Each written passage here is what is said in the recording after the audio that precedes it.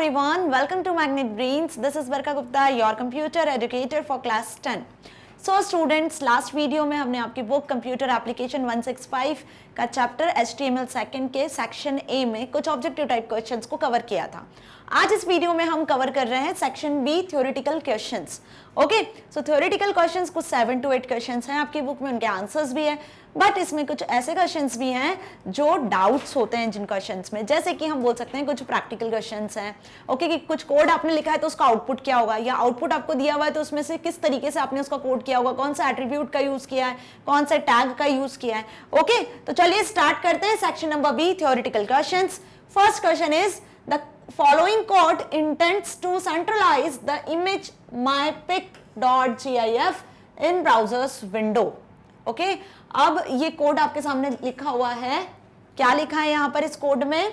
इस कोड में लिखा है img src is equals to mypic.gif align equals to center. जब आप नोटपैड में ये कोड लिखते हो, इट मीन्स कि जब आप इमेज टैग का यूज करते हो, src एट्रीब्यूट में आपने एक इमेज फाइल को लिखा हुआ है. ओके, देन आपने अलाइन एट्रीब्यूट का यूज किया है. अलाइन एट्रीब्यूट की वैल्यू आपने लिखी है यहाँ पर centre. So however the desired result is not coming. तो इमेज रेंडर होनी चाहिए, इमेज दिखनी चाहिए और सेंटर में दिखनी चाहिए पेज के, ठीक है, पर ऐसा आउटपुट नहीं आया. क्यों? क्योंकि आपको जिस अकॉर्डिंग यहाँ पे लिखा हुआ है ना ये HTML कोड, इसको ध्यान से देखिए, इसमें क्या गलती है, क्यों ऐसा नहीं हुआ कि इमेज शो हुई लेकिन सेंटर में शो नहीं हुई. Can you point out the reason for it and solution for it? Yes, क्या रीजन है इसका? क्योंकि इमेज टैग में जो अलाइन एट्रीब्यूट होता है, वो अलाइन एट्रीब्यूट की वैल्यूज होती है टोटल 5. कौन कौन सी? Left, right, top, middle and bottom, है ना. टोटल कितनी वैल्यूज होती है? 5. Top, middle, bottom, left and right. आप इतनी वैल्यूज, इतने अकॉर्डिंग क्या कर सकते हो, इमेजेस को अलाइन कर सकते हो, लेफ्ट में, राइट में, टॉप में, मिडिल में, बॉटम में. लेकिन यहाँ पे अलाइन की वैल्यू क्या लिख दी इन्होंने यहाँ पर? सेंटर. सेंटर कोई वैल्यू नहीं होती है. क्लियर? आप यदि लेफ्ट लिखोगे तो लेफ्ट में अलाइन हो जानी है इमेज, राइट लिखोगे तो राइट में अलाइन हो जानी है, टॉप लिखोगे तो पेज के टॉप पर, मिडिल लिखोगे तो मिडिल में अलाइन हो जाएगी, और बॉटम लिखोगे जब आप तो बॉटम में अलाइन हो जाना है, पेज के बॉटम में, ठीक है. लेकिन सेंटर कोई अलाइनमेंट नहीं होता है. इसके लिए हमें किसका यूज करना पड़ता है? इसके लिए हमें यूज करना होता है एक टैग जिसका नाम है सेंटर टैग.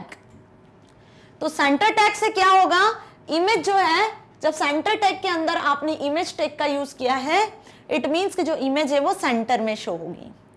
क्लियर? और सभी को अच्छे से पता है कि इमेज का जो डिफॉल्ट अलाइनमेंट होता है वो होता है इनलाइन विथ टेक्स्ट. जो टेक्स्ट होती है, टेक्स्ट के साथ में रेंडर होती है हमेशा इमेजेस. ओके, तो इमेज की जो अलाइनमेंट हुई वो कौन सी हुई? ये सारी. यदि आपको सेंटर अलाइन करना है तो हम क्या करेंगे? इस टैग का यूज करेंगे. So this is the reason कि इस वजह से आउटपुट प्रॉपर नहीं आया. The image is getting loaded with the above given code but is not centralized because center is not a valid alignment for images.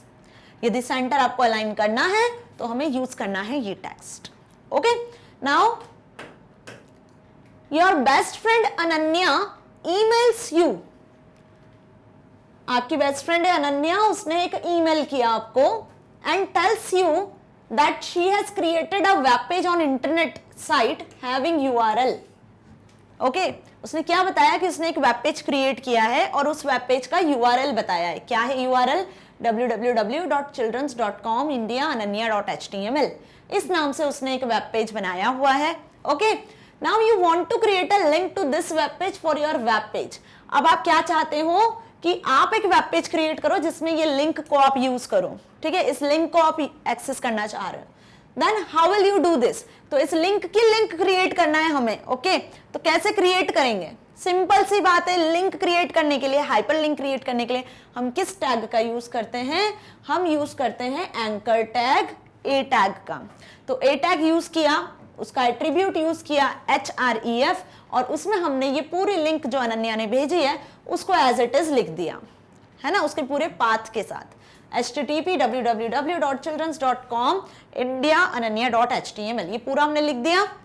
Then फिर क्या किया हमने? ब्रैकेट क्लोज किया, और उसके बाद में जिस टेक्स्ट पे आपको ये फाइल को खोलना है, ये जो लिंक क्रिएट करनी है, वो टेक्स्ट हमने लिखी माय फ्रेंड अनन्यास वेब पेज। अब जब भी कोई user is my friend अनन्यास web page पे क्लिक करेगा तो वो अनन्या की वेबसाइट पे पहुंच जाएगा। ओके, और ए टैग को क्लोज कर दिया। सो बात समझ में आई? किसका यूज किया हमने?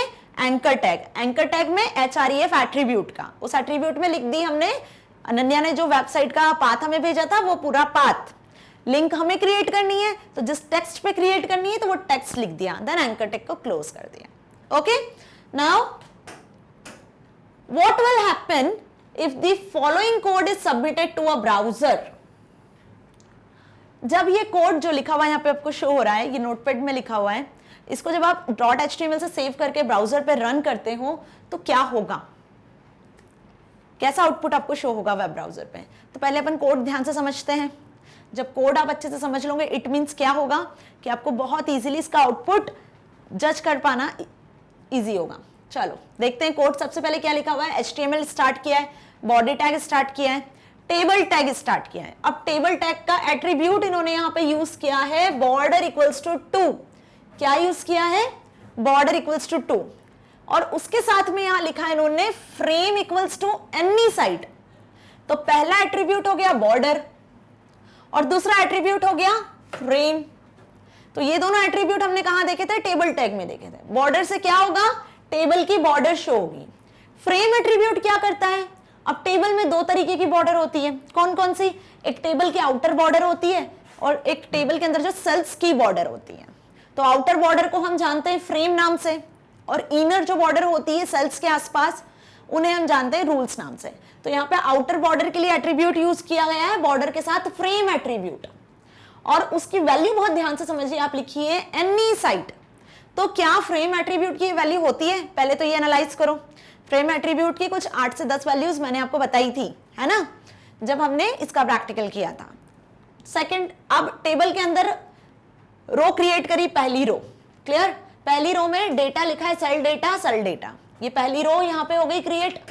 इसके बाद दूसरी रो क्रिएट करी tr टैग से, देन टेबल टैग क्लोज कर दिया, बॉडी टैग क्लोज कर दिया और HTML टैग क्लोज कर दिया। तो अब इसका आउटपुट क्या होगा? इसका आउटपुट कुछ इस तरीके से शो होगा। आपको एक टेबल शो होगी, ओके। अब टेबल के अंदर फिर आपको कुछ इस तरीके से सेल शो होगी, जिसमें क्या लिखा हुआ होगा? Something like cell data, cell data. कैसे? कुछ इस तरीके से सब में लिखा आपको मिलेगा सेल डेटा। लेकिन क्या फ्रेम एट्रीब्यूट वर्क कर रहा है यहाँ पर? ये आपको देखना है क्या कि फ्रेम एट्रीब्यूट जो लिखा हुआ है, बॉर्डर से तो हमें बॉर्डर शो हो रही है, बॉर्डर की वैल्यू 2 थी तो ये 2 से हमें बॉर्डर शो हो रही है, ओके।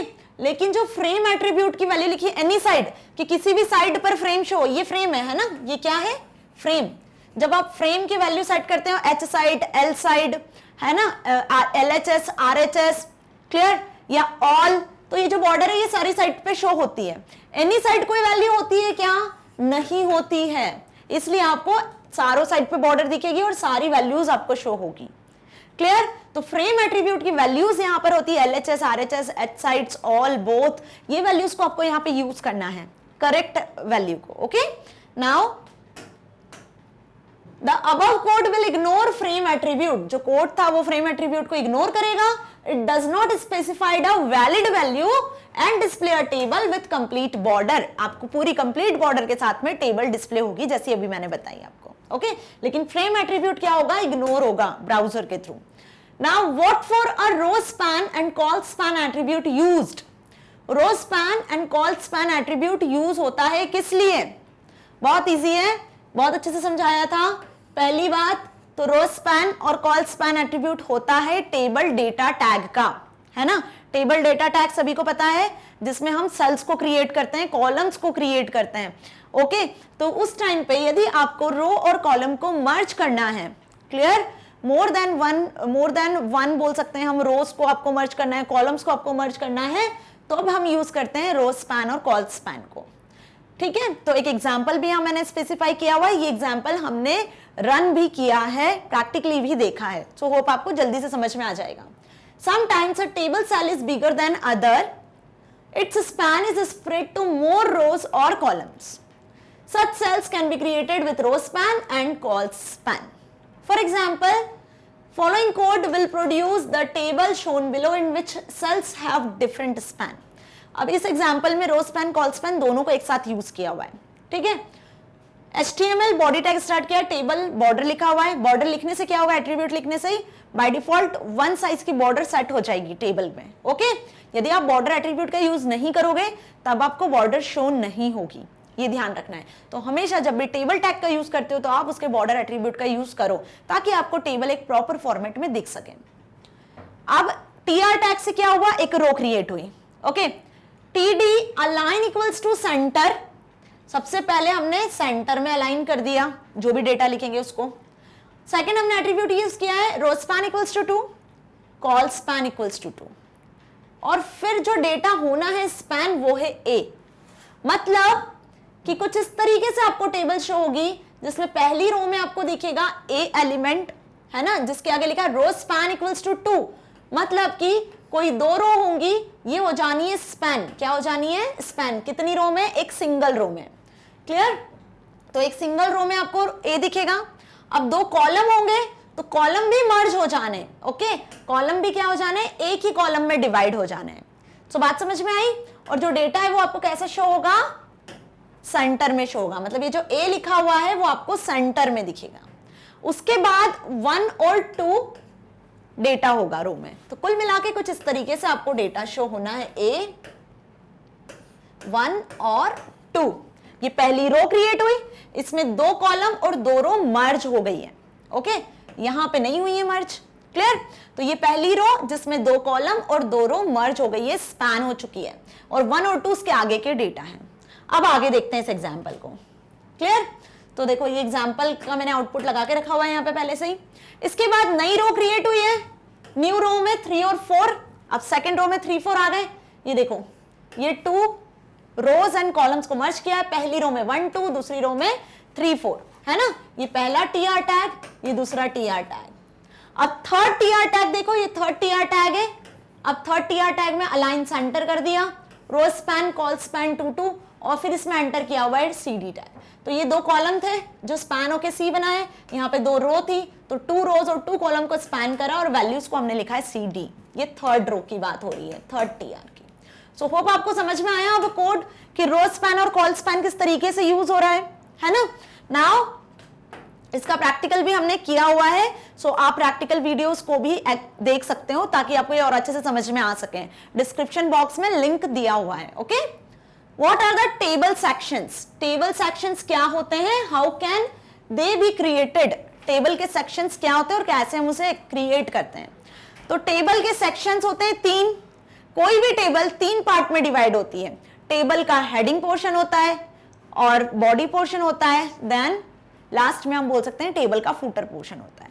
तो हेड, बॉडी एंड फुट, इसके लिए जो यूज किए जाते हैं टैग्स वो होते हैं T head, T body and T foot tag, okay. इसका भी प्रैक्टिकल मैंने करवाया है, डिस्क्रिप्शन बॉक्स में आपको लिंक मिलेगी, आप वहां से इसके प्रैक्टिकल को एक्सेस कर सकते हो कि किस तरीके से इन टैग को हमने यूज किया है। बिल्कुल वैसे ही आपको इन टैग को यूज करना है जैसे हम टेबल टैग का यूज करते हैं। इसके अंदर आप वापस उसी तरीके से TD टैग यूज कर सकते हो, TR टैग यूज कर सकते हो, क्लियर।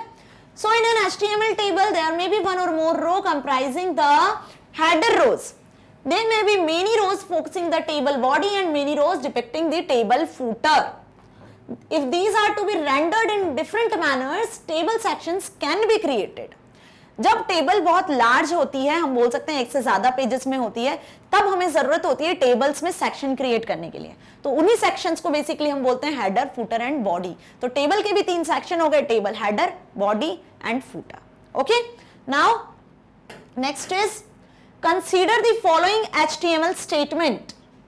अब आपको एक HTML स्टेटमेंट यहां पे दिख रहा है, body BG colour equals to blue, A link equals to red, V link equals to yellow.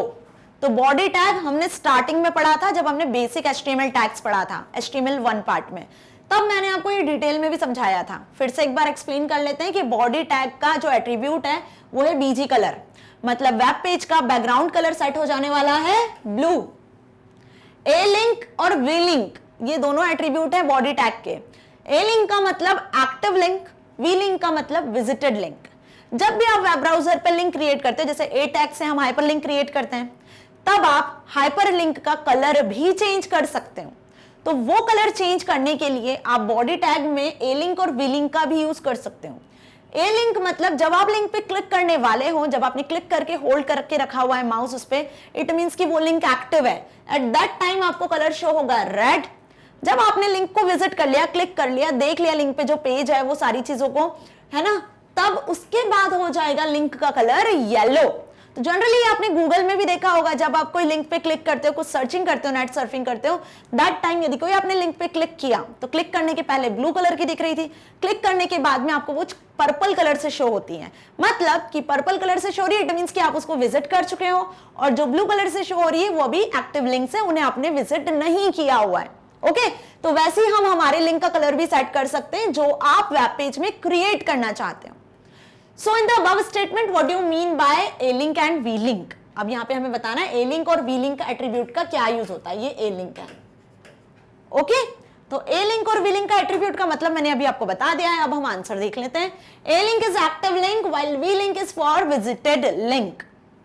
When a hyperlink becomes active, when the mouse cursor moves over it, its color will be as specified a link attribute. जब आप link पे mouse लेकर जाओगे तो जो link का colour है वो हो जाने वाला है red. And when a hyperlink is clicked, जब आपने लिंक पे क्लिक कर दिया, its colour changes to the colour as specified the V link colour, V link attribute. तो जब आपने उस वेब पेज को विजिट कर लिया तो उस लिंक का कलर हो जाने वाला है yellow. So as per above code, active hyperlink will show in red. Once visited, it will be in yellow color. Clear? Now, इसका भी एग्जाम्पल मैंने बताया है, ये भी हमने प्रैक्टिकली भी देखा है। हर बार जब हमने एंकर टैग के किसी भी एट्रीब्यूट को यूज किया है, एंकर टैग का यूज किया हुआ है, तो वहां भी हमने इसको प्रैक्टिकली भी देखा है। Clear? Now consider the following code. अब ये कुछ HTML कोड यहाँ पे लिखा हुआ है, बहुत ध्यान से इसको समझिए और इसके बाद हमें इसके रिलेटेड आंसर करना है। तो पहले हम HTML कोड देख लेते हैं क्या लिखा है इसमें। HTML टैग स्टार्ट किया है, हेड टैग स्टार्ट किया है। हेड में मेंशन किया है टाइटल HTML टेबल।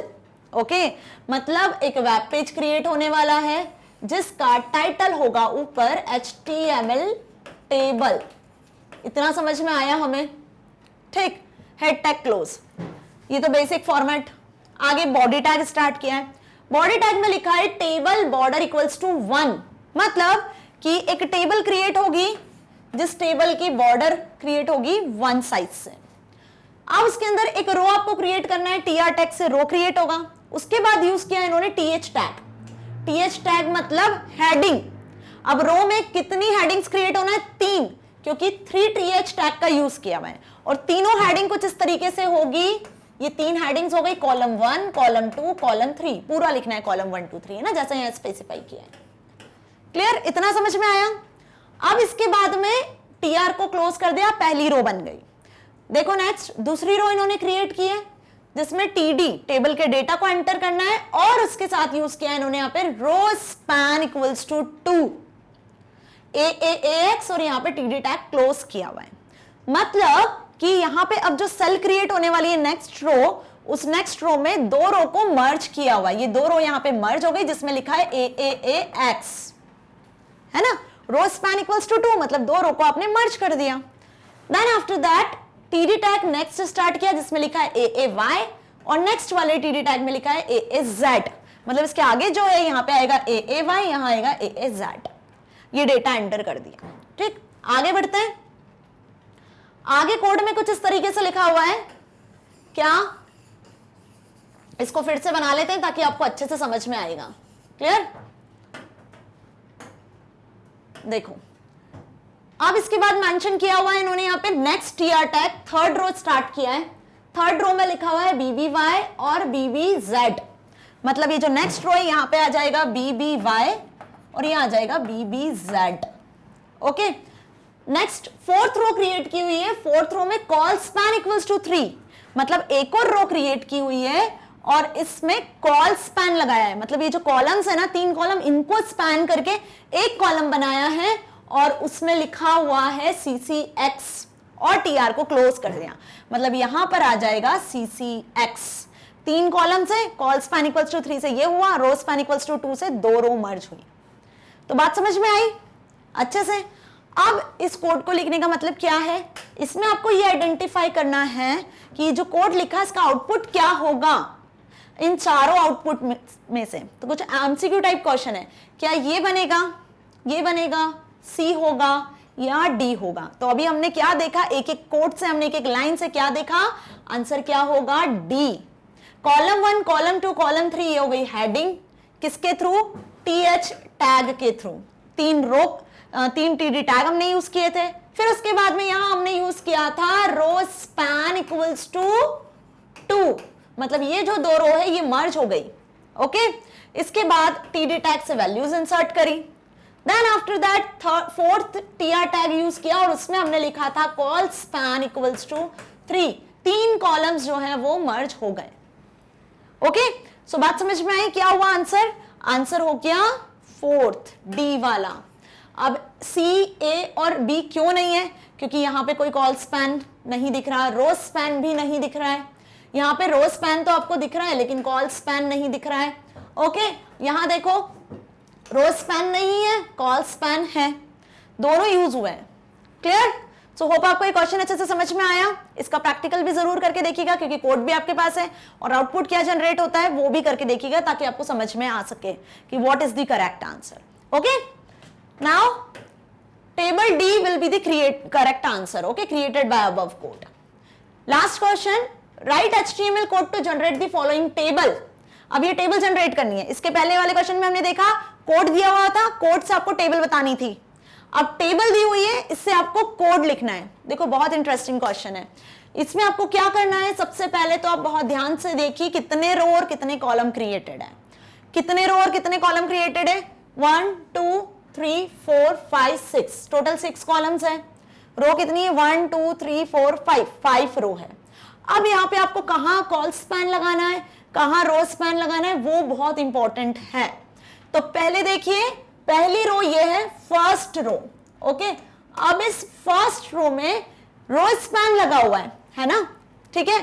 सेकंड आप देखो ये वाले कॉलम में भी, यहाँ पे भी रो स्पैन लगाए, यहाँ पे लगाए कॉल स्पैन, कॉलम को स्पैन किया है, यहाँ पे फिर रो स्पैन लगाए और यहाँ भी रो स्पैन लगा हुआ है, और यहाँ पे लगा है कॉल स्पैन और यहाँ लगा है कॉल स्पैन, क्योंकि कॉलम्स आपको स्प्लिटेड दिख रहे हैं और यहाँ पे रो आपको स्प्लिटेड दिख रही है। ठीक है, तो अब चलिए इसके कोड की बात करते हैं कि कोड क्या किया होगा।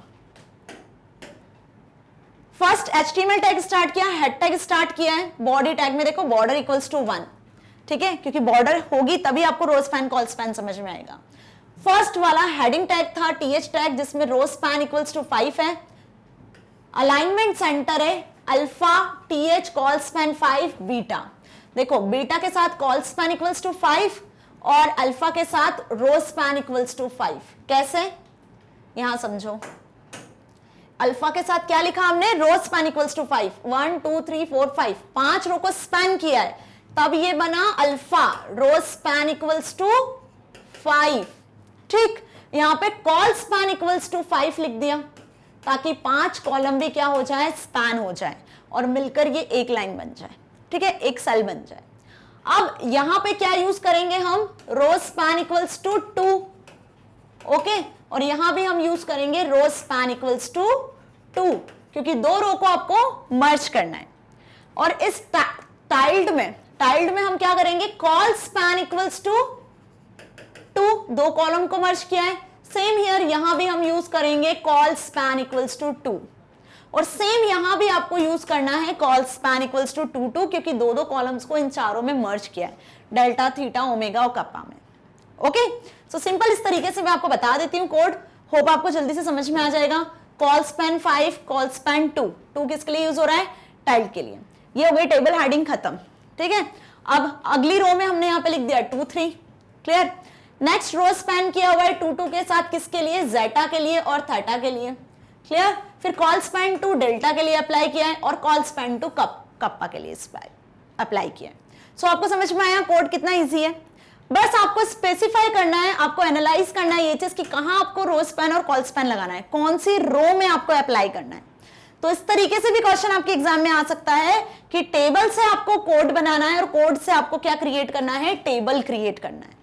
ओके, सो होप आपको ये वीडियो समझ में आई होगी। सेक्शन बी जो मैंने अभी समझाया अच्छे से क्लियर हुआ होगा। इसे आप प्रैक्टिकल करके भी देख सकते हो। प्रैक्टिकल वीडियो की लिंक डिस्क्रिप्शन बॉक्स में है जो हमने लास्ट प्रैक्टिकल्स किए हैं। सो होप आपको सारे प्रैक्टिकल्स के अकॉर्डिंग समझ आ जाने। यदि वीडियो अच्छी लगी है तो इसे आप YouTube के साथ साथ magnetbrains.com वेबसाइट से भी एक्सेस कर सकते हो। आपको गूगल पे लिखना है magnetbrains.com, फर्स्ट लिंक पे क्लिक करना है। इस तरीके का होम पेज आपको शो होने वाला है। जैसे ही होम पेज शो होगा आपको अपनी क्लास 10 को सिलेक्ट करना है। जैसे ही आप क्लास 10 सिलेक्ट करोगे तो आपको इस तरीके से सब्जेक्ट अपना शो होगा, class 10 computer application 165। Watch now पे आपको क्लिक कर देना है। जैसे ही वॉच नाउ पे क्लिक करोगे तो इस तरीके से अपने सब्जेक्ट पे आ जाने वाले हो और नीचे आपको सारे चैप्टर्स के प्रैक्टिकल्स के वीडियो लिंक मिल जाने हैं। जिसमें भी आपको डाउट है आप उसे सिलेक्ट कर सकते हो। कुछ इस तरीके से आपको वीडियो शो होगा, आपका डाउट क्लियर हो जाने वाला है। सो स्टूडेंट्स, मैग्नेट ब्रेन्स आपको 100% फ्री एजुकेशन प्रोवाइड कर रहा है। सो प्लीज इसका बेनिफिट लीजिए ताकि आप अपनी लाइफ में कुछ अच्छा कर सकते हो, साथ ही साथ अपने एग्जाम में अच्छे मार्क्स को स्कोर कर सकते हो। सो मिलते हैं नेक्स्ट वीडियो में इसी चैप्टर के असेसमेंट के साथ। सो तब तक के लिए stay here, stay happy. Thank you so much.